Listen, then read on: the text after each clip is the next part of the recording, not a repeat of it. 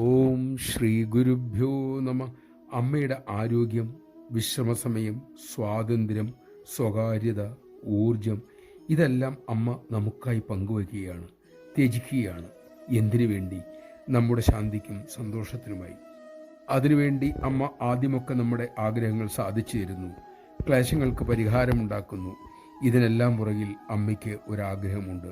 ദീർഘകാലമായി നാം മയങ്ങിക്കിടക്കുന്ന ഉറക്കത്തിൽ നിന്നും, മായയുടെ പിടിയിൽ നിന്നും നമ്മെ ഉണർത്തുക, നമ്മുടെ യാഥാർത്ഥ്യം നമ്മെ ബോധ്യപ്പെടുത്തുക, നമ്മെ ആനന്ദവാന്മാരാക്കുക.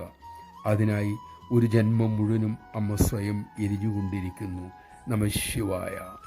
ആശ്രമത്തിലെ മുതിർന്ന സ്വാമിമാരിൽ ഒരാൾ പറഞ്ഞതാണ് ഇക്കാര്യം. അമ്മയോടുള്ള ഈ കടം തീർക്കാൻ നമുക്കാവില്ല, പക്ഷേ അമ്മയുടെ ഉപദേശങ്ങൾ അനുസരിക്കാൻ കഴിഞ്ഞാൽ ഒരു നന്ദി പ്രകടനമെങ്കിലും ആയിരിക്കും അത്. നമുക്കതിന് സാധിക്കട്ടെ.